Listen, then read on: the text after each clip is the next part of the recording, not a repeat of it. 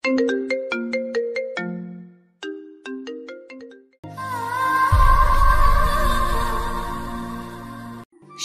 Surprise দিতে গিয়ে নিজেই সারপ্রাইজড হয়ে যায় অনু। তার স্বামী একটি মেয়ের সাথে বিবস্ত্র অবস্থায় শুয়ে আছে। হঠাৎ দরজায় খোলার আওয়াজে দুজনে ফিরে তাকায় ও চমকে যায়। তাড়াতাড়ি করে এলোমেলোভাবে কাপড় নিয়ে মেয়েটি ওয়াশরুমে চলে যায়। অনুর স্বামী সাফিন কোনো রকম কাপড় পরে অনুকে প্রশ্ন করে, ও ও অনু, তুমি আজকে? তোমার তো পরশু আসার কথা ছিল। অনুর বুক ফেটে কান্না আসছে। তারপরেও নিজেকে কান্নাকে সংযত রেখে সে বলল, কেন আজকে এসে তোমাদের এই অবস্থায় দেখে কি খুব বেশি সমস্যা করে দিলাম? দেখো অনু, আই ক্যান এক্সপ্লেইন। এরই মাঝে ওয়াশরুম থেকে মেয়েটি বেরিয়ে এলো। অনু আর নিজেকে ঠিক রাখতে পারল না, অঝরে কান্না করতে লাগলো। আর আচমকা গিয়ে মেয়েটির গালে চড় দিতে লাগলো আর চিল্লিয়ে বলতে লাগলো, এই মেয়ে, তুমি কে? এখানে এভাবে কি করছিলে? আর কতদিন ধরে চলছে এসব? তোমাদের লজ্জা করে না এসব করতে? এইবার সাফিনের দিকে ফিরে, আপনার শরীরে এতই তেজ যে 3 দিন বাপের বাড়ি যাওয়াতে আর থাকতে পারছিলেন না, যে শরীরের তেজ মিটাতে পতিতা ঘরে তুললেন। এইবার মেয়েটি ফুঁসে উঠে বেশ ঝাঁঝালো কণ্ঠে বলল, সাফিন, তুমি চুপ করে বসে আছো কেন? তোমার স্ত্রী সেই কখন থেকে আমাকে যা তা বলে যাচ্ছে, তুমি কি তাকে কিছু বলনি আমাদের সম্পর্কের কথা আর তোমাদের ডিভোর্সের ব্যাপারে? কথাটি শুনে অনুর মাথার আকাশ ভেঙে পড়ল। ইরা শোনা, আসলে আমি সময় পাইনি ওকে বলার। আমি ঠিক করেছিলাম ও বাবার বাড়ি থেকে ফিরলেই ওর সাথে ডিভোর্সের ব্যাপারে কথা বলবো। এর আগে ডিভোর্স? কিসের ডিভোর্স? সাফিন কি বলছে? এই রাস্তার মেয়েটা একটা রক্ষিতার কথা তুমি আর কিছু বলতে পারল না অনু। তার আগেই সাফিন এলোপাথারি মারতে লাগলো। তোর সাহস তো কম না, তুই আমার সামনে আমার ইরাকে বাইরের মেয়ে বলছিস, রক্ষিতা বলছিস। আজকের পর আমি আর তোর মুখ দেখতে চাই না। আমার চোখের সামনে থেকে চলে যাবি সারা জীবনের জন্য, আর কিছুদিনের মধ্যেই ডিভোর্স লেটার পেয়ে যাবি। বলে আর সাফিন ঘরে থাকলো না, বাইরে বের হয়ে গেল। এবার ইরা অনুর সামনে গেল। দেখলে তো কার স্থান কোথায়। তারপর ইরাও বের হয়ে গেল ঘর থেকে। দরজার পাশে বসে কান্না করছে অনু। ওঠার শক্তিটুকুও নেই শরীরে। এর আগে কখনো গায়ে হাত তোলেনি সাফিন, কখনো জোর গলায় কথা পর্যন্ত বলেনি। আর আজ সব শেষ হয়ে গেল। কি কমতি ছিল তার মধ্যে? কিছুদিন ধরেই অনু সাফিনের ব্যবহার লক্ষ্য করছিল। আগে অনু দুষ্টুমি করলে সাফিন খুশি হতো, আর এখন বিরক্ত হয়। প্রত্যেকটা কাজে নানান ধরনের কথা শোনায়, যার তার সাথে তুলনা করে তার খারাপ ব্যবহার করে। কিন্তু কিছুক্ষণ পর আবার মাপ চেয়ে নিত, বলতো কাজের চাপে মাথা গরম থাকায় এরকম ব্যবহার করে। তাই অনু সাফিনের ব্যবহারগুলো মেনে নিয়েছিল। সাফিন আর অনু বিয়ে ছিল প্রেমের বিয়ে। 2 বছর সম্পর্কের পর সাফিন আর অনু পালিয়ে বিয়ে করে।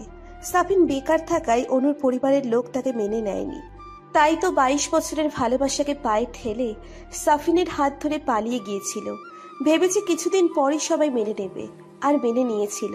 তাদের বিয়ের 1 বছর পর সাফিনের পরিবার বলতে ওর মা, বড় ভাই, ভাবি ছিল। কিন্তু চাকরি হবার পর সাফিন আলাদা হয়ে যায়। অনুর শাশুড়ি অনুকে পছন্দ করতেন না। উঠতে বসতে নানান ধরনের কথা শোনাতো, ভালো ব্যবহার করতেন না। কিন্তু তবুও কখনোই তার মুখের উপরে কোনো কথা বলেনি। তার সব কথা মানতে চেষ্টা করত অনু।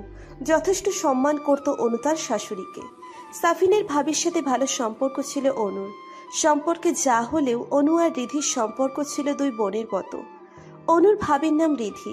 অনু বাবা মায়ের একমাত্র সন্তান, আর রিধি অনুকে নিজের ছোট বোনের মতো স্নেহ করত। আর সাফিনের বড় ভাই শাওন তাকে ছোট বোনের মতো আদর করত। বিয়ের 1 বছর পর অনুর পরিবার মেয়েকে মেনে নেয়। তাই অনু প্রায় যাওয়া আসা করত, কিন্তু থাকতে পারত না সাফিনের কারণে। তার কথা মতো অনুর বুকে মাথা রেখে না ঘুমালে তার ঘুম হয় না। তাই অনু সারা দিন তার বাবার বাসায় থাকলেও রাতে সাফিন তাকে নিয়ে যেত। কিন্তু অনুর মায়ের শরীর খারাপ থাকার কারণে কিছুদিনের জন্য থাকতে গিয়েছিল। আর 2 দিন পর আসার কথা ছিল, কিন্তু হঠাৎ মাথা ঘুরে পড়ে যায়। তারপর ডাক্তার দেখানো হলে ডাক্তার কিছু টেস্ট দেয়। রিপোর্ট পাওয়ার পর জানতে পারে অনু প্রেগনেন্ট। তার জন্যই অনু সাফিনকে সারপ্রাইজ দিতে 2 দিন আগেই বাসায় এসেছিল।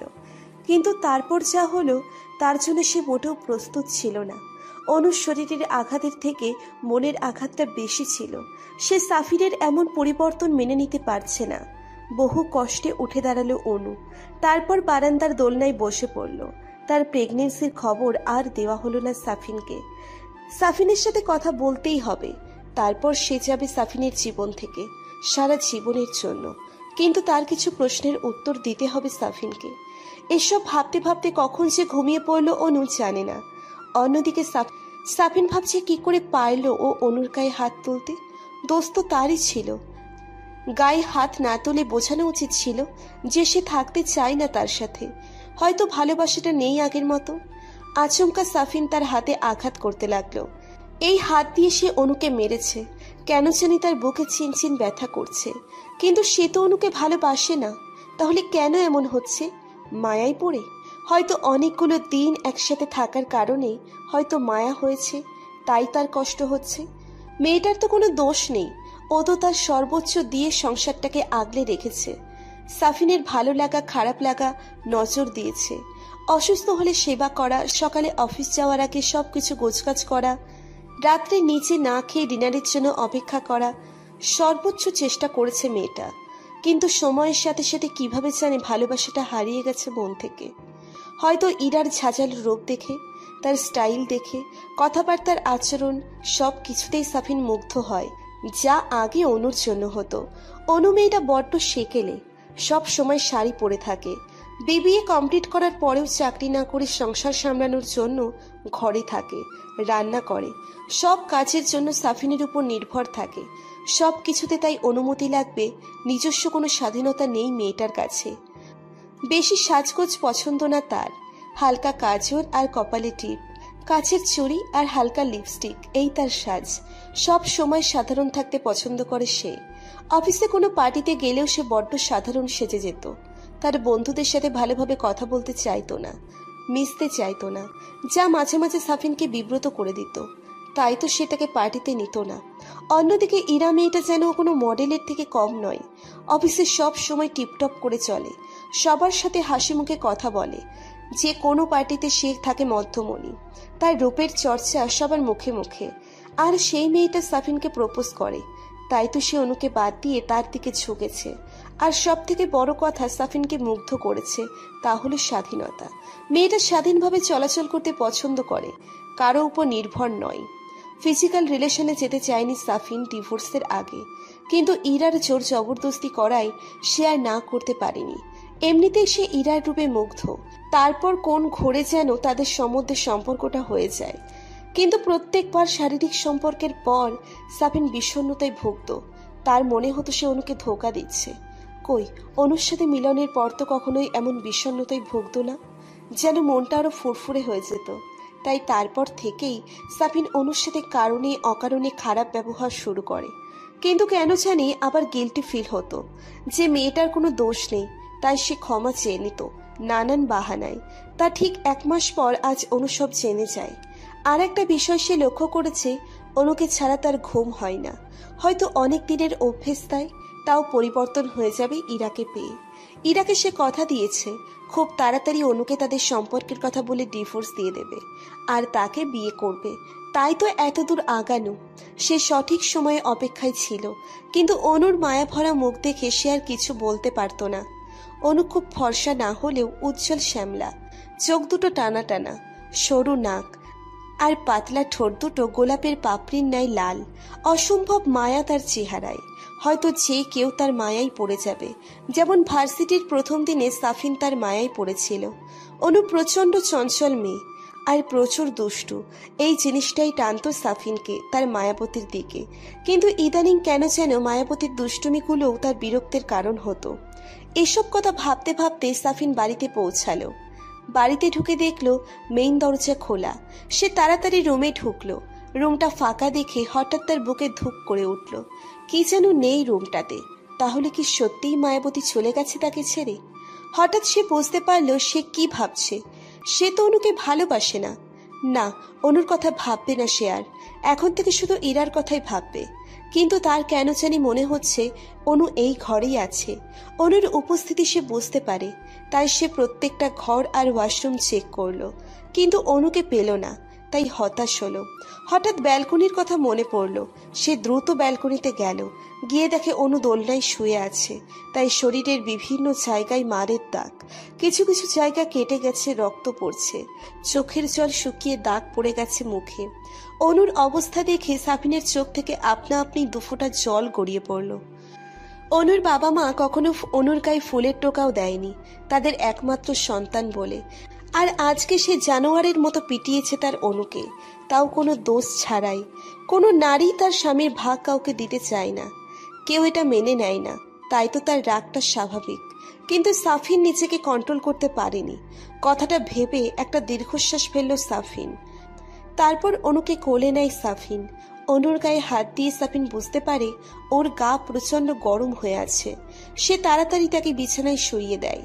তারপর একটি পাত্রে হালকা গরম পানি এনে ঘাগুলো মুছে দিয়ে সেখানে ঔষধ লাগিয়ে দেয়। ও আরেকটা বাটিতে পানি নিয়ে জলপট্টি দিতে থাকে। বেশ কিছুক্ষণ জলপট্টি দেওয়ার পর অনু মিটমিট করে চোখ খুলে তাকায়। আর অনুর তাকানো দেখে সাফিন খাবার নিয়ে আসে অনুকে খাওয়ানোর জন্য। সাফিন অনুকে ডাকতে থাকে, অনু, অনু, খাবারটা খেয়ে নাও, তারপর মেডিসিন নিতে হবে তোরে বাবা। অনু, উঠো শোনা। না না না না, অনুশোনা খাবে না, তুই পচা, তুই ভালো না। আব্বু আমারে সাফিন নাই মারছে, তোর সাথে কথা নাই।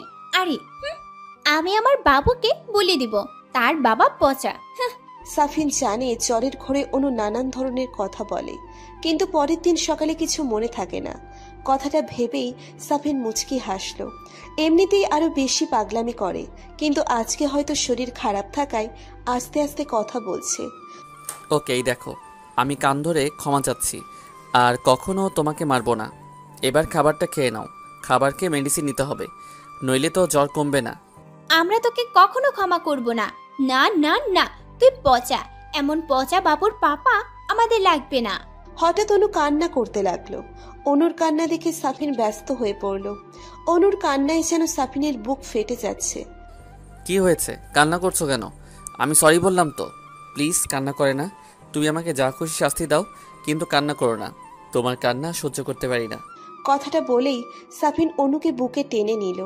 অনুও তাকে জড়িয়ে ধরে কান্না করতে থাকে আর বলে, আমি আপনাকে কখনো ক্ষমা করব না সাফিন, সারা জীবনের জন্য দূরে চলে যাব আমরা, হারিয়ে খুঁজবেন আমায়, কিন্তু খুব দেরি হয়ে যাবে। তারপর সাফিনকে ধাক্কা দিয়ে দূরে সরিয়ে দেয়। আমার শরীর খুব ব্যথা করছে সাফিন, আমি সহ্য করতে পারছি না। অনুর প্রত্যেকটা কথা সাফিনের বুকে তীরের মতো বিঁধল। সারা জীবনের জন্য দূরে চলে যাব আমরা, কথাটা সাফিনের কানে বারবার বাজছে। অনু কেন নিজেকে বারবার আমরা আমাদের বলছে? কিন্তু পরক্ষণেই ভাবলো জ্বরের ঘোরে হয়তো আবল তাবল বকছে। তারপর সে অনুকে শান্ত করলো। ওকে চলো, চলে যেও, কিন্তু আগে খাবারটা খেয়ে নাও। খাবার খেয়ে মেডিসিন নিলে ব্যথা কমে যাবে। এইদিকে এসো, আমি খাইয়ে দেই, হা করো। সাফিনের কথা শুনে অনু বাধ্য মেয়ের মতো খাবার খেয়ে নিল। তারপর মেডিসিন নিয়ে গুটিসুটি মেরে শুয়ে পড়ল। সাফিন প্লেটগুলো রেখে রুমে এসে অনু ঘুমিয়ে আছে, তাও সে কি যেন মনে করে অনুকে জড়িয়ে ধরে শুয়ে পড়ল। হয়তো এইটা শেষ জড়িয়ে ধরা, আর শেষ ঘুম তার মায়াবতীর সাথে। সারা জীবনের জন্য দূরে চলে যাব, কথাটা বারবার কানে বাজছে তার। কেন জানি কথাটা সহ্য হচ্ছে না।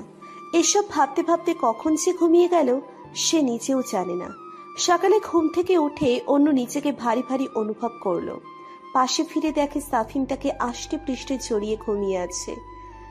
ঘুমের মধ্যে ছেলেটাকে কত নিষ্পাপ দেখায়। হঠাৎই কালকের ঘটনার কথা মনে পড়ল অনুর। ধাক্কা দিয়ে সাফিনকে নিচের থেকে সরিয়ে দিল। মাথাটা ঝিমঝিম করছে, শরীরটা ব্যথায় কুকড়ে যাচ্ছে। সারা রাত সে সাফিনের সাথে ছিল, কথাটা ভাবতেই অনুর গা গুলিয়ে উঠল। সে কোনো রকম দৌড়ে ওয়াশরুমে গেল আর গড়গড় করে বমি করে দিল। অনুর ধাক্কায় সাফিন অপমানিত বোধ করল। আগে তো প্রত্যেক দিন সে অনুকে জড়িয়ে ধরে ঘুমাতো, তখন ধাক্কা দেয়নি। অনুর বমি করা দেখে সে ভাবল হয়তো জ্বরের কারণে বমি করছে, তাই সে উঠে ওয়াশরুমে গেল অনুকে ধরতে।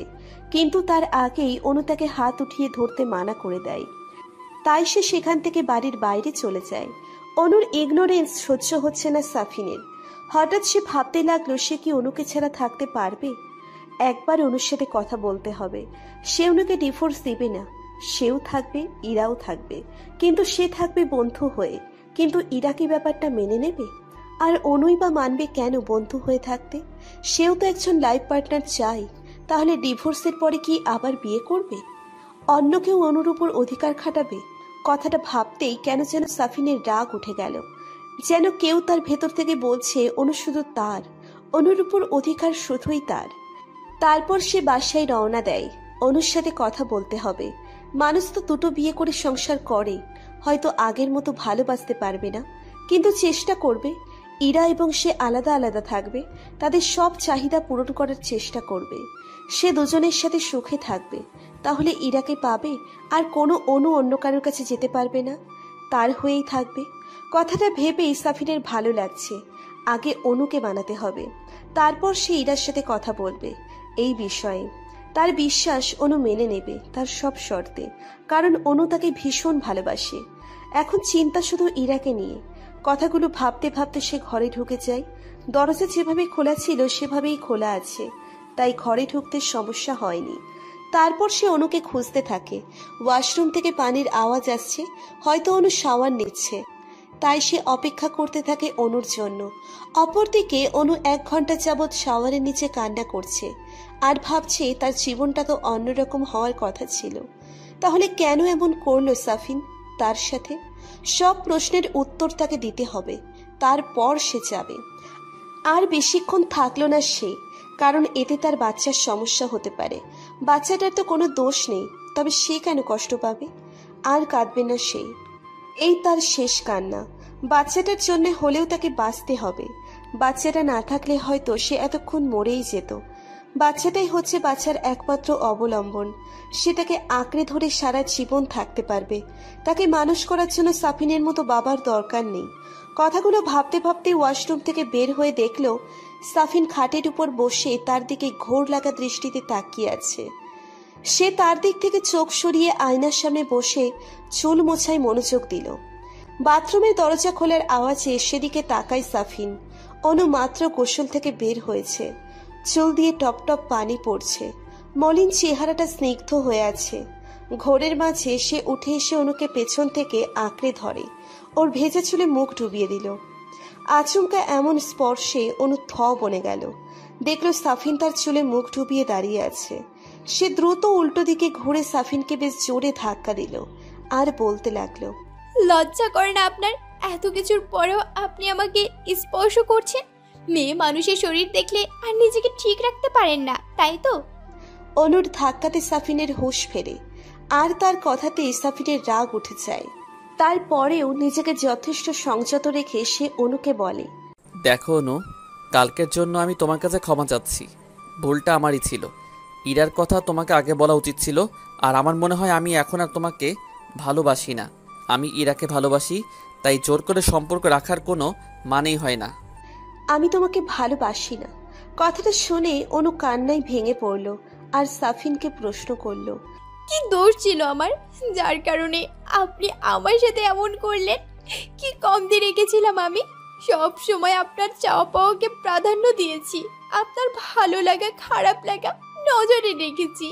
আপনার সব কাজে আপনাকে একজন ভালো বন্ধুর মতো সাপোর্ট করেছি। তাহলে কেন আপনি এমন করলেন? কেন সাফিন, কেন আমাকে এত বড় শাস্তি দিলেন? আপনার এক কথায় আপনাকে বিশ্বাস করে নিজের বাবা মায়ের ভালোবাসাকে পায়ে ঠেলে আপনার হাত ধরে আপনার সাথে চলে এসেছি, বিশ্বাসের এই মর্যাদা দিলেন। ভাববেন না কালকে আপনার ওইসব কথা শুনে আপনার সাথে সংসার করব বলে পড়ে আছি, শুধুমাত্র প্রশ্নের উত্তরগুলোর জন্যই এখানে থাকা। একবার প্রশ্নগুলোর উত্তর দিয়ে দিন, আর কখনোই আপনার সামনে আসবো না। চিরদিনের জন্য চলে যাব আপনার জীবন থেকে। শেষ কথাটা শুনে সাফিন মাথা উঁচু করে অনুর দিকে তাকালো। আমার পুরো কথাটা তো একবার শোনো। এবার সাফিন রেগে যায়। অনু কখনোই তার কথা আগে পুরোটা শুনতে চায় না। কথার মাঝে কথা তাকে বলতেই হবে। আগে পুরো কথাটা তো শুনবে, তা না আগে তার প্রশ্নের জবাব দাও। তাই সাফিন রাগের মাথায় দাঁতে দাঁত চেপে বলে দেয়, কি আছে তোমার? না চেহারা, না কোনো যোগ্যতা, শুধু পারো কতগুলো অখাদ্য রান্না করতে। সারাদিন শাড়ি পরে ঘুরে বেড়াও, কোনো বড় পার্টিতে নিয়ে গেলে বুড়ো সেজে বসে থাকো। আমার বন্ধুদের সাথে ভালোভাবে কথা পর্যন্ত বলো না। কতটা বিব্রত হতে হয় আমাকে তোমার জন্য জানো?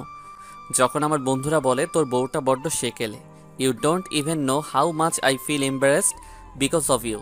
আমার বিষয়ে খেয়াল রাখার কথা বলছো তো? তোমার আর সারাদিন বাসায় কাজই বা কী থাকে? তাই তো আমার ভালো লাগা খারাপ লাগার বিষয়ে নজর রাখো। সারাদিন বাসায় থাকো আর আমার অন্ন ধ্বংস করো। প্রতিদিন রাত্রে বাসায় আসলে কানের সামনে মশা মাছির মতো ভনভন করতে থাকো। আজকে একটা হয়েছে, সেটা করেছে, হ্যান ত্যান। ফ্রাইডে হলে ঘুরতে যাব, রিক্সায় চড়বো, যত লো ক্লাস মেন্টালিটির আধিক্যতা। দূরে কোথাও ঘুরতে যেতে চাও না, সামান্য রোম্যান্স করতে গেলে পালাই পালাই করো। You don't even satisfied me into bed. তোমার বেড পারফরমেন্সও অত ভালো না। আর ইরাকে দেখো, যেন সাক্ষাৎ একজন মডেল। যেমন রূপ তেমনি গুণ, একজন স্বাধীন নারী। এমন মেয়ে আমি সবসময় চাইতাম আমার লাইফ পার্টনার হিসেবে। ইভেন তার বেড পারফরমেন্স তোমার থেকে 1000 গুণ ভালো। বেড এসে আমাকে তোমার থেকে ভালো সাপোর্ট করে। ঠিক এইসব কারণে আমি তোমার কাছ থেকে মুক্তি চাই। শুনতে পেরেছো? তুমি এখন আমার চোখের সামনে থেকে দূর হও। তোমার ওই মুখ কখনো আমাকে দেখাবে না। ডিসগাস্টিং। বলেই সাফিন কাপড় নিয়ে ওয়াশরুমে ঢুকে যায়। তার মাথা ঠান্ডা করতে হবে। কি বলতে চেয়েছিল আর কি হয়ে গেল। উফ! অন্যদিকে অনু স্তব্ধ হয়ে দাঁড়িয়ে আছে। কি বলে গেল সাফিন তাকে? ছি! সে বসে বসে অন্ন ধ্বংস করছে। সে শাড়ি পরে তাই সে সেকেলে। সে সাফিনকে বিছানায় শোক দিতে পারেনি। নিজের উপর ঘেন্না হচ্ছে। এই লোকটাকে সে এতদিন ভালোবেসেছিল, একসাথে থেকেছে আর এত বিশ্বাস করেছে, আর সে কিনা তাকে এসব কথা বলে গেল। অনুর ভালোবাসাগুলো তার কাছে আদিক্ষেতা মনে হয়। তার চোখ দিয়ে আপনা আপনি পানি পড়ছে। চোখের পানি বাঁধ মানছে না। সে তার প্রশ্নের উত্তর পেয়ে গেছে, আর এক মুহূর্ত থাকবে না সে এখানে। কোনো কিছু না নিয়ে সে বাসা থেকে বের হয়ে গেল। অনু। রাস্তায় এলোমেলোভাবে হাঁটছে সে। বারবার সাফিনের কথাগুলো মাথায় ঘুরপাক খাচ্ছে। শেষ পর্যন্ত খাবারের খোঁটা তাকে শুনতে হলো। এত ভালোবাসার এই ফল পেল সে। তার ভালোবাসা তো কোনোই খাচ্ছিল না। এখন সে কোথায় যাবে? বাবা মায়ের কাছে যাবার মুখ নেই তার। তাদের কথা অমান্য করেই তো সে সাফিনের সাথে গিয়েছিল।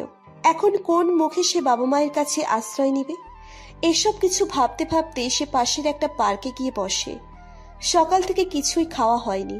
তার উপরে শরীরে অসম্ভব ব্যথা ও জ্বর। কিছুক্ষণ বসে থাকার পর হঠাৎ সে শুনতে পেল কেউ তার নাম ধরে ডাকছে। পেছনে ফিরে সে দেখতে পেল সাদাত ভাই। প্রায় 30 মিনিট শাওয়ারের পর সাফিনের মাথা ঠান্ডা হলো। সাথে সাথে তার মাথায় এলো রাগের মাথায় সে অনুকে কি সব বলেছে। প্রায় সাথে সাথেই সে কোনো রকম টাওয়াল পেঁচিয়ে ওয়াশরুম থেকে বের হলো। বের হয়ে দেখলো অনু ঘরে নেই। বিছানার উপর থেকে ফোনটা নিয়ে তাড়াতাড়ি অনুর নাম্বারে ডায়াল করলো, কিন্তু ফোনটা ড্রেসিং টেবিলের সামনে বাজছে। তাই ভাবলো সে হয়তো ঘরেই আছে। তাই সে জোরে জোরে অনুর নাম ধরে ডাকতে লাগলো, কিন্তু কোনো সাড়া পাওয়া গেল না। এইবার সে মাথায় হাত দিয়ে বসে পড়ল। সে উপলব্ধি করতে পারছে সে অনেক ভুল করেছে, যার কোনো ক্ষমা হয় না। সে কি করে মুখ দেখাবে অনুর সামনে? কোন মুখে যাবে তার সাথে কথা বলতে বা ক্ষমা চাইতে? সে কি তার শর্ত মেনে নেবে? থাকবে তার বন্ধু হয়ে? মনে হয় শেষ আশাটাও যে সে নিজে হাতে হত্যা করেছে। অনুর বাচ্চামো স্বভাবের হলেও আত্মসম্মানটা খুব বেশি। একবার সাফিন অনুকে আইসক্রিম খাওয়া নিয়ে কথা শোনায়। তারপর থেকে সে আর শত অনুরোধের পরেও আর ক্ষমা চাওয়ার পরেও আর আইসক্রিম খায়নি, যেখানে আইসক্রিম সবচেয়ে প্রিয় খাবার। সে সবকিছুকে না করতে পারলেও আইসক্রিমকে না করতে পারতো না। সাফিনের নিজেকে এখন জুতো পিটা করতে ইচ্ছে করছে। কি করে পারলো অনুকে এসব কথা বলতে, যা একটাও সত্যি না? কথাগুলো সাফিন মন থেকে বলেনি, রাগের মাথায় বলে ফেলেছে। না, যে করেই হোক তার অনুর কাছে মাপ চাইতে হবে। মাপ চাইলে তো কেউ ছোট হয়ে যায় না। অনু হয়তো তাকে মাফ করে দেবে, কারণ ও তো জানে সাফিন রাগের মাথায় কি বলে তা নিজেও জানে না। পরে ঠিকই সে তার ভুল বুঝতে পারে। সাফিনের রাগটা বরাবরের মতোই বেশি, যা মাঝে মাঝে সাফিনকে বিপদে ফেলে দেয়। একবার রাগ উঠলে সে আর নিজের মধ্যে থাকে না, যা নয় তাই বলে ফেলে।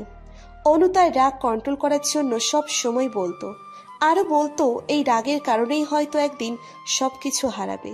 তাহলে কি সে অনুকে সারা জীবনের জন্য হারিয়ে ফেললো? সাদাত অনুর আপন মামাতো ভাই। সে তার ছেলেকে নিয়ে এখানে খেলতে এসেছে। সে আশেপাশেই থাকে। তার ছেলেকে জন্ম দেওয়ার সময় সাদাত ভাইয়ের স্ত্রী মারা যায়। তারপর সে আর বিয়ে করেনি। এখনো স্ত্রীকেই ভালোবাসেন তিনি। ছেলেকে নিয়ে দিন কাটে তার। সাদাতের ছেলের বয়স 4 বছর, নাম সাদ। ভীষণ মিষ্টি দেখতে, আর সারা দিন পাকা পাকা কথা বলে ঘর মাতিয়ে রাখে। সাদাত অনুর ভাই কম, বেস্ট ফ্রেন্ড বেশি। সে তার জীবনের সব কথাই তাকে বলতো, কিন্তু বিয়ের পর তার সাথে আর বেশি যোগাযোগ হয়নি, কারণ সাফিন তার সাথে কথা বলা পছন্দ করতো না। আর সাফিন পছন্দ করে না এমন কোনো কাজই অনু দ্বিতীয়বার করতো না। সাদাত সব সময় অনুকে একজন গাইডের মতো প্রোটেক্ট করত, সকল বিষয় ভালো পরামর্শ দিত, যদিও সে অনুর থেকে বয়সে প্রায় 10 বছরের বড় ছিল। সাদাতকে দেখে অনু আর নিজেকে ঠিক রাখতে পারল না। হঠাৎ জড়িয়ে ধরে কান্না শুরু করলো। এমন আচরণে সাদাত হকচকিয়ে গেল। তারপর সে আস্তে আস্তে তাকে শান্ত করলো। হয়েছে অনু, আর কাঁদে না বাচ্চাটা। কি হয়েছে তোর? আমাকে বল, কান্না থামা, কথা বল। আমার সাথে শপিনের সাথে কিছু হয়েছে? তারপরেও অনু কান্না করতে থাকলো। এবার সাদাত একটু জোরে ধমক দিল। চুপ, একদম চুপ। কান্না থামা, কান্না থামা বলছি। তারপর অনু আস্তে আস্তে শান্ত হলো। এবার বল, কি হয়েছে, কেন কান্না করছিস? সাফিনের সাথে রিলেশনের সব কথাই সে জানতো, এমনকি বিয়ের পরেও কয়েকদিন ভালো সম্পর্ক ছিল তাদের। কিন্তু আস্তে আস্তে অনু নিজেকে গুটিয়ে নেয়। এবার অনু শুরু থেকে একে একে সব ঘটনা সাদাতকে বলে দেয়। সব কথা শুনে সাদাত খুব রেগে যায়। সে খুব ভরসা করে অনুকে সাফিনের হাতে তুলে দিয়েছিল। সাফিনে অনুকে ভালো রাখার আশ্বাস দেয় সাদাতকে। তাহলে এই কি তার ভালো রাখার নমুনা? প্রেগনেন্ট অবস্থায় একটা মেয়েকে ছেড়ে দেওয়া? সে অগ্রসর হয় সাফিনের কাছে যাওয়ার জন্য, কিন্তু অনু বাধা দেয়। সে চায় তার ভালোবাসার মানুষটি ভালো থাকুক, আর তা যদি হয় তাকে ছেড়ে, তাহলে সে নাইবা থাকলো তার জীবনে। বেঁচে থাকার অবলম্বন তো আছে তার, আর কি চায়? তারপর সাদাত তাকে জোর করে তাদের বাসায় নিয়ে যায়, আর কিছু খাইয়ে বিশ্রাম নিতে বলে। সে অনুদের বাসায় অগ্রসর হয়। তারপর অনু বাবা মায়ের কাছে সব খুলে বলে। তারা মেয়ের এমন অবস্থার কথা শুনে কান্নায় ভেঙে পড়ে। সাদাত তাদের সামলায় এবং নিজেদের অনুর জন্য শক্ত হতে বলেন, কারণ অনুর এখন আপনজনদের খুব প্রয়োজন। তাকে তার লড়াইয়ের জন্য প্রস্তুত করতে হলে তাদের সাপোর্টের দরকার হবে। আর অনু খাবার খেয়ে মেডিসিন নিয়ে ঘুমিয়ে পড়ে। সারাদিন ক্লান্ত থাকায় বিছানার সাথে গা এলিয়ে দিতেই দু চোখে রাজ্যের ঘুম নেমে আসে। তার ঘুম ভাঙে সন্ধ্যায়, মাথায় কারো ঠান্ডা হাতের স্পর্শে। স্পর্শটি তার খুব চেনা, এটি তার মায়ের হাতের স্পর্শ।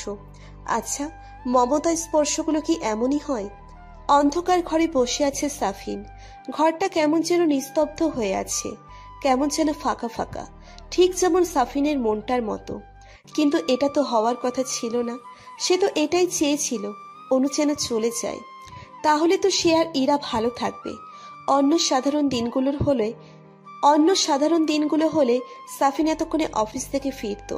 অনু হাসি মুখে দরজা খুলত।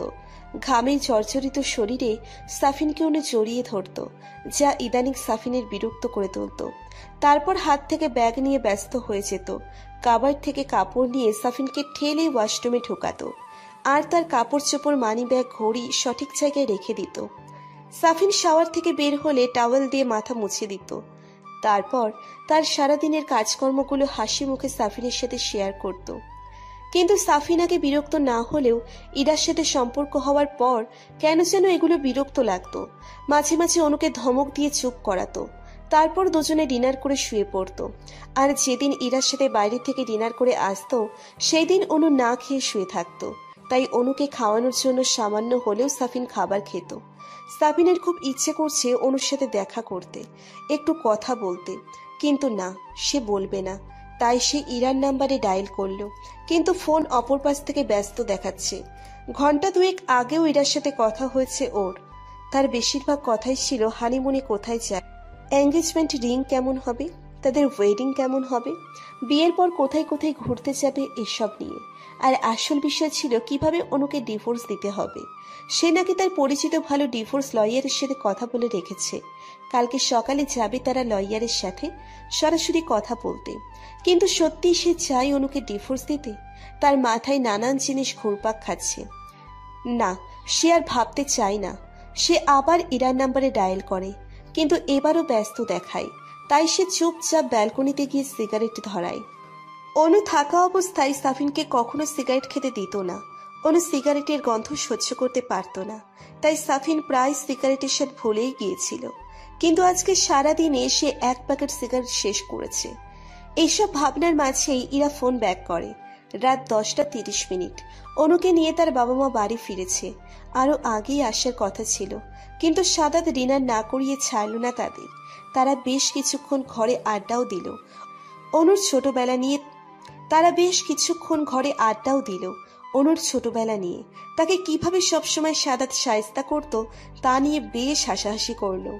এসবের মধ্যে অনু প্রায় চুপই ছিল। মাঝে মাঝে দু একটা কথা বলেছে, আর বেশিরভাগ সময় চুপ থেকে মুচকি হেসেছে। অনু ছোটবেলা থেকেই ভীষণ দুষ্টু ছিল। সারাদিন দুষ্টুমি করে বেড়াতো, আর সাদাত সব সময় থেকে দুষ্টুমির জন্য শাস্তি দিত। শাস্তি পেয়ে অনু মাঝে মাঝে কান্না করত, তারপর আবার সবাই মিলে তাকে হাসাতো। এই সবই ছিল অনুকে সাফিনের দেওয়া কষ্ট থেকে কিছু সময়ের জন্য দূরে রাখার চেষ্টা মাত্র। বাসায় এসে অনু নিচের ঘরে ফ্রেশ হলো। বিকেলে ঘুমানোর কারণে এখন আর ঘুম আসছে না তার। সারা সন্ধ্যায় কান্না আটকে রাখতে পারলেও এখন আর কান্না বাদ মানছে না। সে বালিশে মুখ গুজে চিৎকার করে কান্না করতে লাগলো। এরই মাঝে হঠাৎ দরজায় কেউ কড়া নাড়ল। সে তড়িঘড়ি কান্না বন্ধ করে দরজা খুলে দেখলো তার মা দাঁড়িয়ে আছে। মা, তুমি এত রাতে কোনো প্রয়োজন ছিল কি? অনুর মা বুঝতে পারলো অনু এতক্ষণ কান্না করছিল। চোখ মুখ লাল হয়ে আছে, চোখগুলো ফুলে গেছে। তার মেয়ের জীবনটা কেন এমন হলো ভেবে সে একটা দীর্ঘ নিঃশ্বাস ফেলল। সে জানতো অনু একা থাকলে কান্না করবে, তাই তো সে সিদ্ধান্ত নিয়েছে যতদিন পর্যন্ত নিজেকে শক্ত না করতে পারে ততদিন পর্যন্ত সে অনুর সাথে থাকবে, তাকে সাপোর্ট করবে। কারণ এই সময় মায়ের মানসিক চাপের কারণে বাচ্চাদের সমস্যা হয়ে থাকে, যা মোটেও ভালো না। সে জানে বাচ্চাটা অনুর বেঁচে থাকার একমাত্র চাবিকাঠি। সাদাতের কথা অনুযায়ী সাফিন তাকে ডিভোর্স দিবে বলেছে, তাই একটা ডিভোর্সি মেয়ের একটা বাচ্চা দুনিয়াতে আনতে হলে অনুকে শক্ত হয়ে দাঁড়াতে হবে। তার জন্য তার প্রচুর সাপোর্টের দরকার আর মোটিভেশনের দরকার, যা অনুর বাবা মাও সাদাত দিবে। অনুকে বোঝাতে হবে ভালো থাকার জন্য কোনো সাফিনের মতো কোনো পুরুষ মানুষের প্রয়োজন নেই। তাই সে বলল, কেন? কোনো দরকার ছাড়া কি আমি আমার মেয়ের কাছে আসতে পারি না বুঝি? আমি এমনিতেই এসেছি তোর সাথে থাকবো বলে। কতদিন হয় তোর সাথে থাকি না। অনু বুঝতে পারল তার মা হয়তো বুঝতে পেরেছে সে এখন কান্না করছে, তাই তার সাথে থাকতে এসেছে যাতে কান্না করতে না পারে। এরই মাঝে অনুর বাবা হাতে করে গরম দুধ নিয়ে প্রবেশ করে। আরে বাবা, তুমি তোমার হাতে দুধ কেন? তোমার জন্য মামুনি। এখন তোমার সাথে অন্য আরেকজন আছে, তাকে তো সুস্থ হয়ে ঘরে আসতে হবে নাকি? তার জন্য তো বেশি বেশি করে পুষ্টিকর খাবার খেতে হবে। আমি কিন্তু না শুনবো না, তাড়াতাড়ি করে দুধটুকু ফিনিশ করো। কিন্তু আমি তো দুধ খাই না, তুমি তো জানো বাবা, প্লিজ জোর করে না। আমি তোমার কোনো কথা শুনবো না। আমি তো তোমাকে খেতে দিচ্ছি না, আমি তো আমার নাতি নাতনিকে খাওয়াচ্ছি। আমার সাথে খেলতে হলে তো তাদের যথেষ্ট পরিমাণ শক্তির প্রয়োজন। তাড়াতাড়ি শেষ করে তাড়াতাড়ি। অনু বুঝতে পারল এখন আর কথা বাড়িয়ে লাভ নেই। অগত্যাই অনুকে নাক চেপে দুধটুকু খেয়ে ফেলতে হলো। বরাবরই দুধ অনুর অপছন্দীয় খাবার, তাকে জোর করে দুধ খাওয়ানো যায় না। কিন্তু তার সন্তানের ভালোর জন্য তো এতটুকু করতেই পারে। যেখানে তার বাবা মা তাকে দূরে ঠেলে না দিয়ে এত আপন করে নিয়েছে তার সন্তানের জন্য, সেখানে দুধ খাওয়া কি এত বড় কাজ? ঠিক সেই মুহূর্তে থেকে সে প্রতিজ্ঞা করলো সাফিনকে মনে করে সে আর কান্না করবে না। যে তাকে ভালোবাসে না তার জন্য সে কান্না করে তাকে যারা ভালোবাসেন তাদের কেন কষ্ট দিচ্ছে। অনু তার বাবা মাকে জড়িয়ে ধরল আর তাদের জীবনে এগিয়ে যাবে বলে আশ্বাস দিল, যেখানে থাকবে না কোনো সাফিন নামের কোনো পিছু টান। ভালো থাকার জন্য প্রথমে যা করতে হবে তা হলো এই শহর থেকে দূরে থাকা। কারণ এই শহরের আনাচে কানাচে তার প্রেম করে বেরিয়েছে, তাই এখানকার প্রত্যেকটা জায়গায় সাফিনকে মনে করিয়ে দেয়। তাই সে শহর থেকে দূরে চলে যাবে। তারপর সিদ্ধান্ত নেয় সে লেখাপড়া চালিয়ে যাবে, কারণ সাফিন তার যোগ্যতায় প্রশ্ন তুলেছে। তার থেকে বেশি যোগ্য হয়ে তবেই সে সাফিনের সামনে দাঁড়াবে আর দেখিয়ে দেবে সাফিন কখনো তার যোগ্য ছিল না। আর অতীতকে ভোলানোর সব থেকে ভালো উপায় হচ্ছে নিজেকে ব্যস্ত রাখা, এত ব্যস্ত রাখা যাতে অতীত নিয়ে ভাবার সময়ই না থাকে। আর এর সব থেকে ভালো মাধ্যম হচ্ছে লেখাপড়া চালিয়ে যাওয়া। সাফিন নামে যে কেউ একজন তার জীবনে ছিল তা একবারের জন্য মুছে ফেলতে চাই অনু, কিন্তু চাইলেই কি সবকিছু মন থেকে মুছে ফেলা যায়? ঠিক কোনো এক গভীর রাতে দীর্ঘ নিঃশ্বাস হয়ে বেরিয়ে আসে কালো অতীতগুলো, সাথে কিছু সুখময় স্মৃতি। সাফিনের সাথে খুব তো খারাপ ছিল না সে। অনু বিবিএ কমপ্লিট করার পর বিয়ে করে, তারপরে আর পড়াশুনো বা চাকরির দিকে ঝোঁকেনি সে, কারণ অনুর সব সময় ইচ্ছে ছিল বিয়ের পর সে চাকরি করবে না, সংসারী হবে। সাফিনের পছন্দ মতো রান্না বান্না করবে, ঘর গোছাবে, বাচ্চা পালবে আর সাফিনের খেয়াল রাখবে। তাই আর নিজেরও পড়াশোনা কন্টিনিউ করেনি বা সাফিনও আগ্রহ দেখায়নি। ইরার কল দেখে তাড়াতাড়ি রিসিভ করে সাফিন। ফোন ধরতে জিজ্ঞেস করে, কার সাথে কথা বলছিলে এতক্ষণ যাবৎ? সেই কখন থেকে ফোন দিচ্ছি, বারবার বিজি দেখাচ্ছে। সাফিনের এই কথাটাই যথেষ্ট ছিল ইরাকে রাগাবার জন্য। সেও বলে ফেলে, কেন? এখন কি তোমার কাছ থেকে পারমিশন নিয়ে আমার ফোনে কথা বলতে হবে? কার সাথে কথা বলছি, কি কথা বলছি, কতক্ষণ ধরে কথা বলবো, সব কিছু তোমাকে বলতে হবে? আমাকে কি অনু পেয়েছো যে সব কিছুর কৈফিয়ত আমি তোমাকে দেব, সব কিছুতে তোমার পারমিশন চাইবো? হঠাৎই সাফিন দমে গেল। সে শান্ত স্বরে ইরাকে বলল, সরি ইরা, ভুল হয়ে গেছে। আসলে মাথা ঠিক ছিল না, তারপর আমি তোমাকে অনেকক্ষণ যাবৎ ফোন দিচ্ছি, বারবার বিজি দেখাচ্ছে, তাই হুট করে মাথা গরম হয়ে গিয়েছিল। ভুলে বলে ফেলেছি। তুমি যার সাথে খুশি কথা বলো, আমার কোনো সমস্যা নেই। জানোই তো রাগ উঠলে আমার মাথা ঠিক থাকে না, যা তা বলে ফেলি। এবার ইরা স্বাভাবিক কণ্ঠে বলল, আমি অনু না যে তোমার রাগের ধার ধরে বসে থাকবো।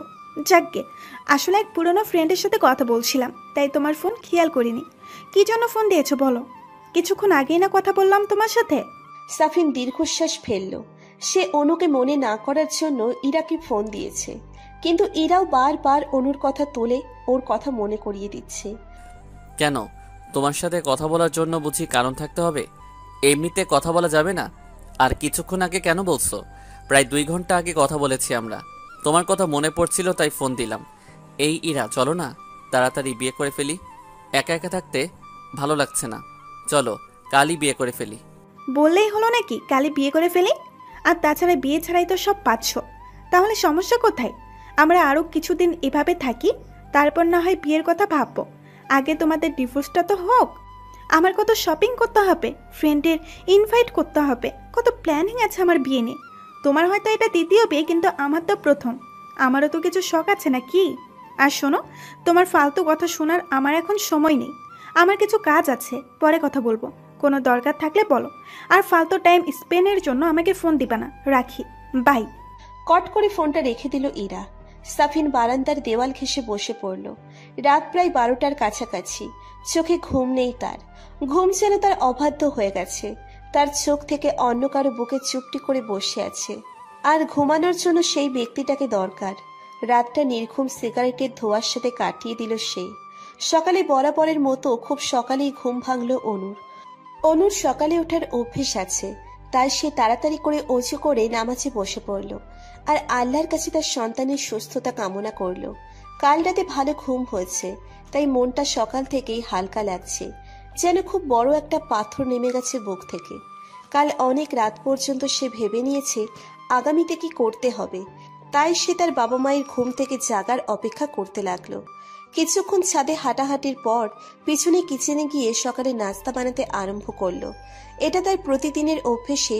ঘুম থেকে উঠে নামাজ পড়া, তারপর ছাদে কিছুক্ষণ হাঁটা, তারপর নাস্তা তৈরি করা। মাঝে মাঝে ছুটির দিনে সাফিনও তার সাথে যোগ দিত। ভাবতেই চোখ থেকে 2 ফোঁটা জল গড়িয়ে পড়ল, যা সাথে সাথে মুছে ফেলল অনু। সকলেই ডাইনিং টেবিলে বসতেই হঠাৎ কলিং বেল বেজে উঠল। অনু দরজা খুলে দেখল সাদাত ভাই আর সাদ এসেছে। তাদের দেখে অনু একটা মিষ্টি হাসি দিল। সাদ পিম্মি বলে লাফ দিয়ে অনুর কোলে ওঠার চেষ্টা করল, কিন্তু তার আগেই সাদাত তাকে থামিয়ে দিল। থাক বাবা, এমন করে না। তোমার পিমনি তো অসুস্থ, তোমার পিমনির পেটে একটা বাবু আছে, ছোট্ট বাবু। তুমি লাভ দিলে তো বাবুটা কষ্ট পাবে। তুমি কি চাও ছোট্ট প্রিন্সেস কষ্ট পায়? সাদ মাথাটা 2 পাশে হেলে না বোঝালো আর উপরের দিকে হাত বাড়িয়ে দিল, মানে সে কোলে উঠতে চায়। অনু হাত বাড়িয়ে সাদকে কোলে নিল আর ডাইনিংয়ে বসিয়ে দিল, সাথে সাদকে নিচে হাতে খাবার খাইয়ে দিল। অল্প সময়ের মধ্যেই অনু আর সাদের মধ্যে ভালো বন্ডিং হয়ে গেল। মাঝে মাঝে ছেলেটাকে দেখলে খুব মায়া হয় অনুর। মা কি জিনিস তা হয়তো কখনোই বুঝবে না সে। বাবা তো বাবাই হয়, মা তো হতে পারে না। সে যতই ভালোবাসুক, মায়ের ভালোবাসাটাই আলাদা। যেমন মায়ের ভালোবাসা বাবা দিতে পারে না, ঠিক বাবার ভালোবাসাও মা দিতে পারে না। কথাটা ভাবতেই অনুর বুকে ছ্যাদ করে উঠল। তার সন্তানও তো বাবার আদরের থেকে বঞ্চিত থাকবে। খাবার পরে অনু সবার উদ্দেশ্যে বলল, আমার তোমাদের সাথে কিছু কথা আছে। সারা রাত নির্ঘুম কাটিয়ে ভোরের দিকে চোখ লেগে গেছিল সাফিনের। হঠাৎ কলিং বেলের আওয়াজে ঘুম ভাঙল তার। মাথাটা ভার হয়ে আছে। কোনো রকম উঠে দাঁড়িয়ে সে অনুকে ডাকতে লাগলো দরজা খোলার জন্য। তারপর হঠাৎ এই আস্তে আস্তে গত 2 দিনের কথাগুলো মনে পড়ল তার। তারপর সে নিচে অগ্রসর হলো দরজা খুলতে। দরজা খুলেই দেখে ইরা বেশ পরিপাটি হয়ে বিরক্তিকর মুখ করে দাঁড়িয়ে আছে। প্রায় 20 মিনিট যাবৎ বেল বাজাচ্ছি, কি করছিলে তুমি? শব্দ শুনতে পাওনি? দাঁড়িয়ে থাকতে থাকতে পা ব্যথা করছে। দেখে সরো সামনে থেকে, আমাকে ভেতরে যেতে দাও। ইরা ঘরে গিয়ে দেখলো রুমের প্রায় নাজেহাল অবস্থা। সারা ঘরে কাপড় চোপড় ছড়িয়ে ছিটিয়ে আছে। সিগারেটের খোসা ঘরের মেঝেতে পড়ে আছে। ইরা তাড়াতাড়ি রুম থেকে বেরিয়ে এসে বলল, ছি, তোমার রুমের এই অবস্থা কেন? তুমি এত নোংরা। আমার সাথে থাকতে হলে সব সময় ঘর গুছিয়ে রাখতে হবে, নিজের কাজ নিজে করবে। আর তুমি কি ভুলে গেছো আজকে আমরা লয়ারের কাছে যাব? 10টার অ্যাপয়েন্টমেন্ট, অলরেডি 9:30 বাজে। তাড়াতাড়ি ফ্রেশ হয়ে আসো, যাও। সাফিন বিনা বাক্যে কাপড় নিয়ে ওয়াশরুমে চলে গেল। একদম শাওয়ার নিয়ে বের হবে। সারা শরীর থেকে সিগারেটের বাজে গন্ধ আসছে। এভাবে বেরোনো যায় না। সাফিনকে শাওয়ার থেকে বেরিয়ে আসতে দেখে ইরা সামনের দিকে আগায় আর সাফিনের ঠোঁটে ঠোঁট মিলিয়ে দেয়। অন্য সময় হলে সে নিচেও তাল মেলাতো, কিন্তু এখন কেমন যেন এগুলো বিষের মতো লাগে। তাই সে ইরাকে সরিয়ে দেয়। তারপর তারা রওনা দেয় লয়ারের কাছে যাবার উদ্দেশ্যে। সাফিন লয়ারের কেবিনে বসে আছে। সাফিন অনু এবং তার ব্যাপারে বিস্তারিত সব খুলে বলে। লয়ার কাগজপত্র তৈরি ও সকল ফর্মালিটি পূরণ করতে 2 মাস সময় চায়। তারপর তারা কেবিন থেকে বেরিয়ে যায়। একটা রেস্টুরেন্টে গিয়ে ব্রেকফাস্ট করে নেয়। একটা শপিং মলে গিয়ে কিছু কেনাকাটার পর তারা যার যার বাড়ির দিকে রওনা দিল। বসার ঘরে পিনপতন নিরাপত্তা। সবাই অনুর বিষয়টা ভাবছে। অনুর কথা মতে সে মাস্টার্সটা দেশের করতে চায়। এতে শহর থেকে দূরেও থাকা হবে, আবার দেশে এসে ভালো পজিশনে কাজ করতেও পারবে। কিন্তু তার বাবা মা তার সিদ্ধান্ত মানতে নারাজ। তারা অনুর এই অবস্থায় অনুকে দেশের বাহিরে যাওয়ার অনুমতি দিতে চাচ্ছে না। অনু একা হলেও কথা ছিল। তাছাড়া প্রেগনেন্সির সময় বিভিন্ন সমস্যা হয়, যা অনুর পড়ালেখাও ইফেক্ট করবে। আর এমনিতেও অনুকে তারা একা ছাড়তে চাইছে না। কিন্তু অনুর কথাতেও যুক্তি আছে। তার কথাগুলো একেবারে ফেলে দেওয়ার মতো না। আর সাদাত ও অনুর কথাই সায় দিয়েছে। তার মতে অনুর সিদ্ধান্ত সঠিক। তাই অনুর বাবা মা বাচ্চাটার কথা বলায় সাদ তাদের বুঝিয়ে বলে, দেখো মামা মামি, আমি তোমাদের চিন্তাটা বুঝতে পারছি, কিন্তু তোমরা অনুর বাচ্চাটাকে তার দুর্বলতা কেন ভাবছো? বাচ্চাটাই হবে তার আসল শক্তি। আর বাইরে যাওয়ার পর অনুর কথা তোমাদের ভাবতে হবে না। সব আমার উপর ছেড়ে দাও। অনুর দেখাশোনার দায়িত্ব আমি নিলাম। আমি আজই কিছু ভার্সিটিতে অ্যাপ্লাই করব। বাকি সব চিন্তা আমার। তোমরা শুধু শুধু অনুকে সাপোর্ট করবে। অনেক চেষ্টার পর অনুর বাবা মাকে রাজি করাতে পেরেছে সাদাত। অন্যদিকে অনুর টেনশন হচ্ছে সাদাত ভাই কি তার বাবা মাকে রাজি করাতে পারবে। অনেকক্ষণ যাবৎ সাদ তার সাথে খেলছে আর নানান ধরনের প্রশ্ন করছে বেবির ব্যাপারে। অনু তা হাসি মুখে উত্তর দিচ্ছে।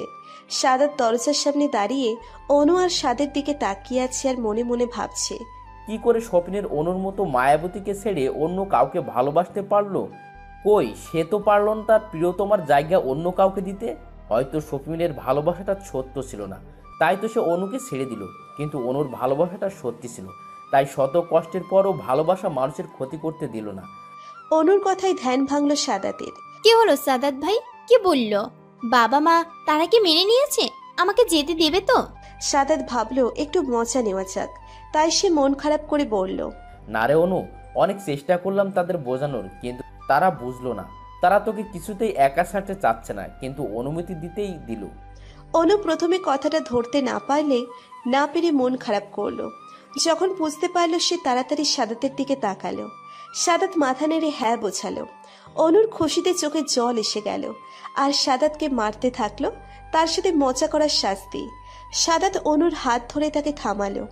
দেখ অনু, মামা মামিকে খুব কষ্টে আমি বুঝেছি, শুধুমাত্র তোর জন্য। আমি তোর ভালো থাকার সুস্থ থাকার সম্পূর্ণ দায়িত্ব নিয়েছি, তাই তোকেও কথা দিতে হবে আমাকে যত সাপোর্ট দিবি। কোনো কিছুতেই হেয়ালি চলবে না। খাওয়া দাওয়া করবি, রেস্ট করবি, আর তোকে কিছুই বই দিচ্ছি সেগুলো এখন থেকে পড়া শুরু করে দিবি, কারণ অ্যাপ্লাইয়ের পর থেকে এক্সাম দিতে হবে। এক্সামও ভালো রেজাল্ট করলে তবেই চান্স পাবি। আর আমাকে আরও কথা দিতে হবে, সবসময় তুই এখন যেমন আছিস তেমন থাকবি। আমার সব সত্ত্বে রাজি তো? উফ, এত বড় লেকচার। ওকে ওকে, আমার বাপ তোর সব কথা মেনে চলবো, সব সময় হাসি খুশি থাকবো, ঠিক মতো খাবো, রেস্ট করব, আর পড়ালেখা করব। এবার খুশি তো? সাদাত মুচকি হেসে। চল তোর বই নিয়ে আসি। আর ডাক্তারের কাছেও যেতে হবে, তাই না? আর সব থেকে বড় দায়িত্ব আমি তোকে দিলাম, আমার প্রিন্সেসের খেয়াল রাখা, আমার প্রিন্সেসের সেবা যত্নে। যদি কোনো ত্রুটি হয় তবে গিয়ে তোর কান ধরে দেশে নিয়ে আসবো। তোকে কে বলেছে প্রিন্সেস হবে? আমার তো একটা প্রিন্স চাই, ঠিক সাফি। আর কিছু বলল না অনু, অন্যদিকে ঘুরে গেল। সাদাত কথা ঘোরানোর জন্য বলল, চল জলদি রেডি হ, তোদের তো আবার আটা ময়দা মাখতে সব সময় চলে যায়। প্রত্যুত্তরে অনু কিছু বলল না। 10 মিনিটের মধ্যে অনু আর সাদাত বেরিয়ে গেল বই কেনার উদ্দেশ্যে। তারপর সেখান থেকে হসপিটাল যাবে। ইরাকে কিছু দূর এগিয়ে দিয়ে সাফিন যেই রাস্তা পার হতে যাবে, অমনি কিছু দূর হসপিটালে গেটের সামনে তাকিয়ে সে থমকে গেল। অনু একটা ছেলের সাথে বেশ হাসাহাসি করে হসপিটাল গেট থেকে বের হচ্ছে। ছেলেটাকে চিনতেও বেশি সময় লাগলো না সাফিনের। ছেলেটা সাদাত, অনুর মামাতো ভাই। অনু আর সে খুব বেশি ফ্রেন্ডলি, তাই সাফিন সাদাতকে পছন্দ করতো না। আর অনুকেও নিষেধ করে দিয়েছিল সাদাতের সাথে যোগাযোগ রাখতে। অনু এক বাক্যে মেনে নিয়েছিল।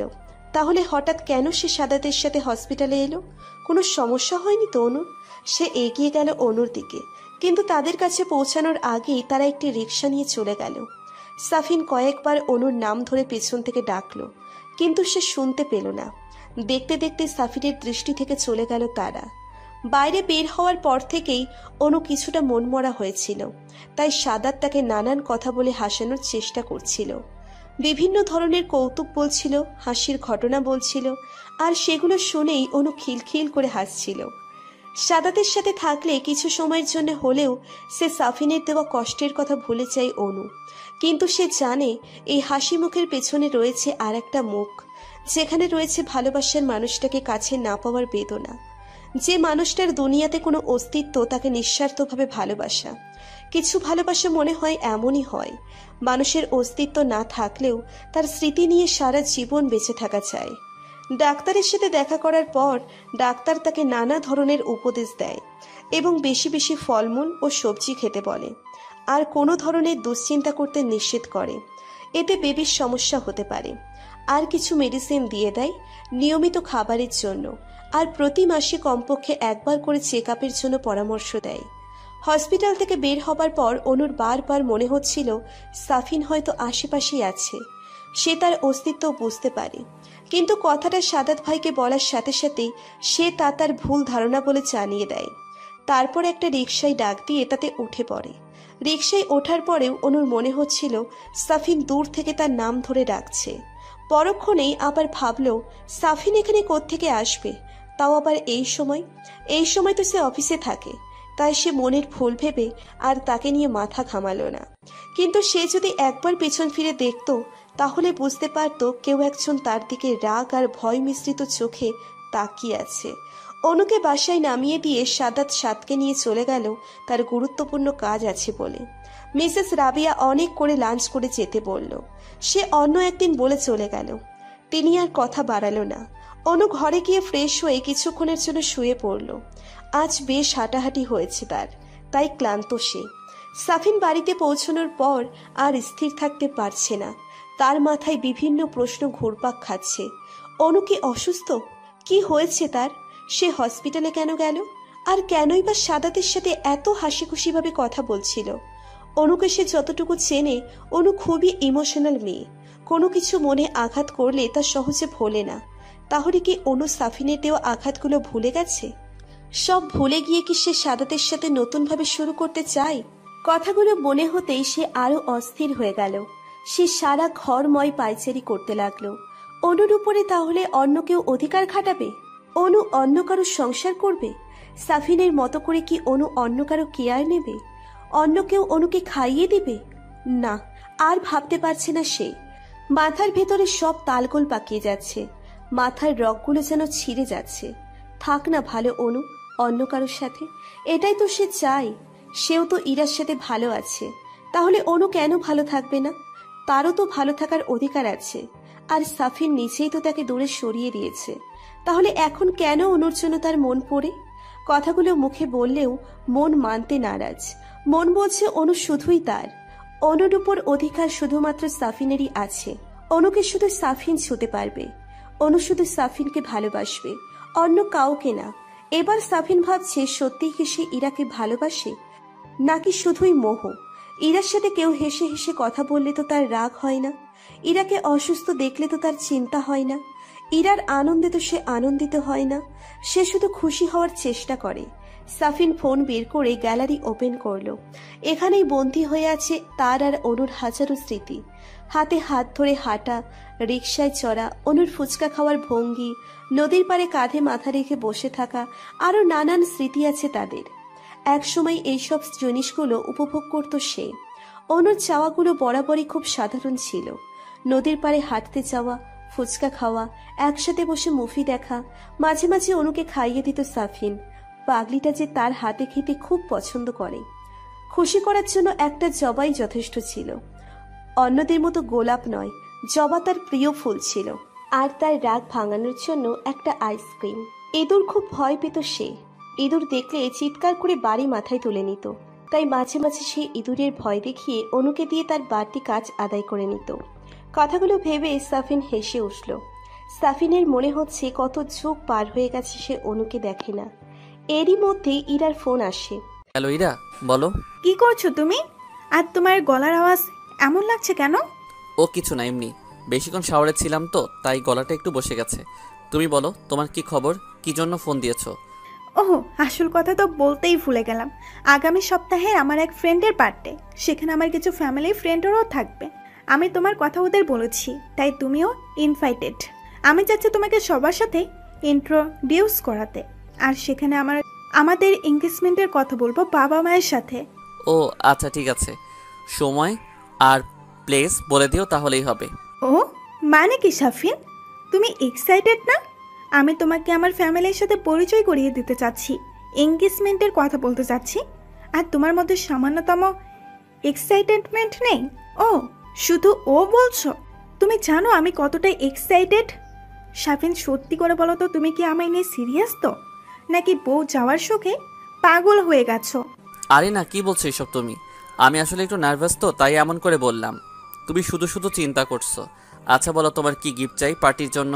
সাফিন জানে কিভাবে ইরাকে শান্ত করতে হয়। গিফটের কথা শুনেই ইরা শান্ত হলো। তারপর তারা বার্থডে পার্টির প্ল্যানিং নিয়ে কিছু কথাবার্তা বলল। কথা শেষে সাফিন বলল, ইরা চলো না তাড়াতাড়ি বিয়েটা করে ফেলি। কেন? আমার বাবুটার বুঝি কষ্ট হচ্ছে আমাকে ছাড়া থাকতে? তুমি বললে আমি এখনই তোমার পাশে চলে আসবো। না, বিয়ের পরে তোমাকে একদম বৈধভাবে নিজের করে পেতে চাই, অবৈধভাবে আর না। বিয়ের পর একেবারে বেঁধে ফেলবো, আর বাবার বাড়ি যাওয়া চলবে না। সফিউলের কথা শুনে ইরা লজ্জা পেয়ে ফোন রেখে দিল। এভাবেই চলছিল সাফিন আর অনুর দিনগুলো। সাফিনের দিন যায় অফিসার ইরাকে নিয়ে, আর রাতগুলো নির্ঘুম অনুর ভাবনা নিয়ে। অন্যদিকে অনুর দিনগুলো যাচ্ছে তার পরিবার, পড়ালেখা আর তার ভেতরে থাকা ছোট্ট প্রাণটাকে নিয়ে। অনুদের বাসা থেকে বেরিয়ে সেদিন সন্ধ্যায় কানাডার বিভিন্ন ভার্সিটিতে স্কলারশিপের জন্য আবেদন করে সাদাত। কারণ কানাডাতে সাদাতের বড় চাচা ফুল ফ্যামিলি নিয়ে থাকে, সেখানেই বিজনেস তার। অনু সেখানে গেলে সে নিশ্চিন্ত থাকতে পারবে, কারণ তার বড় চাচা চাচি খুবই অমায়িক লোক। ওনাদের একটা মেয়েও আছে, আর তারা অনুকেও নিজের মেয়ের মতো দেখবে, খেয়াল রাখবে, এটা তার বিশ্বাস। তাছাড়া সে তাদের সাথে কথা বলেছেন এবং তারা তাকে আশ্বাস দিয়েছে অনুর সম্পূর্ণ খেয়াল রাখার, আর অনুর খোঁজ খবরও তাদের কাছ থেকে সহজে পাওয়া যাবে। দেখতে দেখতে অনুর এক্সামের রেজাল্ট দিয়ে দিল।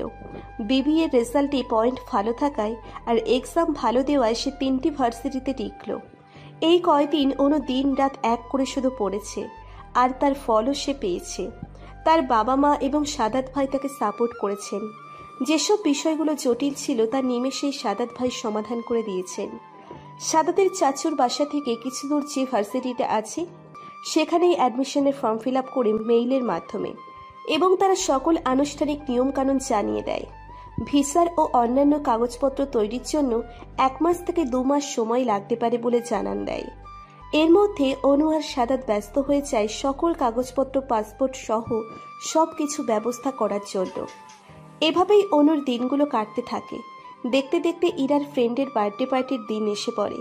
সেদিনের রাগ ভাঙানোর ভর্তুকি হিসেবে ইরাকে নীল রঙের দামি গাউন কিনে দিতে হয়, যেটা সে আজ পরবে। আর সাফিনের ড্রেস কোডও নীল। নীল স্যুট প্যান্ট ও ব্ল্যাক শু সেট করে দেয় ইরা। সকাল থেকে ফোনে সাফিনকে এটা সেটা বলে যাচ্ছে ইরা, কিন্তু সাফিন তা কানে নিচ্ছে না। সেটা সে বেশ ভালোই বুঝতে পারছে। শুধু হু হ্যাঁ আর নাতে উত্তর দিচ্ছে সে কয়েকদিন ধরে সাফিনকে লক্ষ্য করছে। আগের মতো সেই দুষ্ট প্রাণোচ্ছল ছেলেটা আর নেই। সে যাকে দেখে ইরা প্রেমে পড়েছিল। চেহারাও কেমন যেন মিলিয়ে গেছে। চোখ দেখে মনে হয় কত রাত ঘুমায় না সে। কথাবার্তাও কম বলে। আগের মতো ঘুরতে বের হয় না। অফিস টাইম এর পর ডিনারে যায় না। কিছু বললেই বিয়ের কথা বলে, তাই ইরাও কথা বাড়ায় না। এত তাড়াতাড়ি বিয়ে করতে চায় না সে। আগে লাইফটাকে এনজয় করতে চায়। সে জানে বিয়ে করলেই বাধা পড়ে যাবে। ইরা ফোনটা রেখে এইসব ভাবতে থাকে। ইরার সাথে কথা বলে যেই সাফিন ফোনটা রাখতে যাবে, তখনই কলিং বেল বেজে উঠল। দরজা খুলে দেখলো তার মা দাঁড়িয়ে আছে। এই কয়দিনে সে তার কথা ভুলেই গিয়েছিল। অনু থাকতে তার সাথে নিয়মিত কথা বলতো, নিজের জন্য না হলেও অনুর জন্য। মিসেস রাহিলা অনুকে পছন্দ করেন না, বিধায় অনুর সাথে ঠিকভাবে কথা বলতেন না। তাই সাফিনকে দিয়ে কথা বলাতো। অনুর কথা অনুযায়ী এখানে 1 কাজে 2 কাজ হতো। খোঁজ খবরও নেওয়া হলো, আবার মা ছেলের সম্পর্কও ভালো হলো। এই বিষয়টি মিসেস রাহিলা ঠিক বুঝতেন, কিন্তু কখনো কিছু বলেনি। আচ্ছা, মা অনুর কথা জিজ্ঞেস করলে তাকে কি জবাব দিবে? পরক্ষণে ভাবলো মা তো অনুকে পছন্দ করেন না, তাই বেশি সমস্যা হবে না। পরে না হয় একসময় ইরার সাথে দেখা করিয়ে দিবে। ছেলেকে দরজার সামনে দাঁড়িয়ে তার দিকে একটানা তাকিয়ে থাকতে দেখে মিসেস রাহিলা ভ্রু কুঁচকাল। ঘরে ঢুকতে দিবি নাকি আবার চলে যাব? মায়ের কথায় সাফিনের ধ্যান ভাঙল। সে দরজার সামনে থেকে সরে দাঁড়ালো। ঘরে ঢোকার সাথে সাথে মিসেস রাহিলার মাথায় আকাশ ভেঙে পড়ল। একই হাল ঘরের। জিনিসপত্র এখানে সেখানে ছড়ানো ছিটানো। সারা ঘরে সিগারেটের ছাই আর ময়লা পড়ে আছে। চিপসের প্যাকেট, বিস্কিটের প্যাকেট, বাসি খাবার দিয়ে ডাইনিং রুম ভরা। সেখানে মাছি ভন ভন করছে। তারপর সে কোনো রকম ব্যাগ রেখে সাফিনের ঘরে গেল। এখানেও একই অবস্থা। কাপড় চোপড় সারা ঘর ছিটিয়ে রাখা, সিগারেটের ছাই ফেলা, আলমারি আর কাবার্ডের জিনিসপত্র এলোমেলো হয়ে আছে। এবার সে সামনের দিকে তাকালো। সাফিন মাথা নিচু করে দাঁড়িয়ে আছে। ঘরের একই অবস্থা সাফিন, যেন কয়েক বছর ধরে ঘরটা খালি পড়ে আছে। তুই এসব ছাইপাশ কবে থেকে খাওয়া শুরু করেছিস? আর অনু কই? তার মা কি সুস্থ হয়নি? প্রায় 20 দিন যাবৎ তুই আমাকে ফোন দিচ্ছিস না। ফোন দিলে ফোন ধরিস না, কথা বলিস না। কি হয়েছে তোর? আর চেহারার এই অবস্থা কেন? মায়ের একের পর এক প্রশ্ন শুনে সাফিন থতমত খেয়ে গেল। আসলে মা ব্যস্ত ছিলাম, ফোন দিতে পারিনি। আর ফোনের দিকে তো খেয়াল করিনি কখন ফোন দিয়েছ। আর চেহারা তো ঠিকই আছে, আর ঘর গোছানোর কেউ ছিল না, তো তাই এই অবস্থা। তুমি তো জানোই আমি কতটা অগোছালো। হতাশ কণ্ঠে উত্তর দিল সাফিন। সাফিন, কি হয়েছে তোর? এমন করে কথা বলছিস কেন? অনুর সাথে কি কিছু হয়েছে? আর তুই যে কতটা অগোছালো তা তো আমি জানি, তাই অনুকে রেখে নিশ্চিন্তে গিয়েছিলাম। কিন্তু একই হাল করে রেখেছিস তোর। আর অনুই বা কোথায়? আমি কয়েকবার ওর নাম্বারে ফোন দিয়েছি, তুই ফোন ধরছিস না দেখে, কিন্তু প্রত্যেকবার নাম্বার বন্ধ পেয়েছি।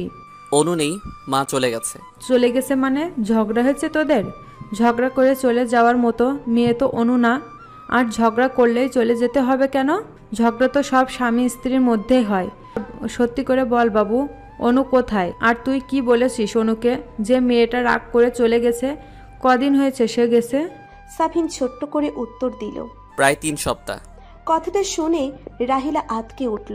যে ছেলের অনুকে ছাড়া একদিন থাকতে পারে না, সে ছেলে আজকে প্রায় 3 সপ্তাহ ধরে একা থাকছে। তাই তো চেহারার এই অবস্থা। অনু মেয়েটার উপর রাগ হচ্ছে তার। সবকিছু জেনে বুঝে সে তার ছেলের সাথে এমন করতে পারলো। এবার আসলে বেশ করে কয়েকটা কথা শুনিয়ে দেবে সে। রাহিলার সামনাসামনি যতই কথা বলুক না কেন, মনে মনে অনুকে খুব ভালোবাসে সে।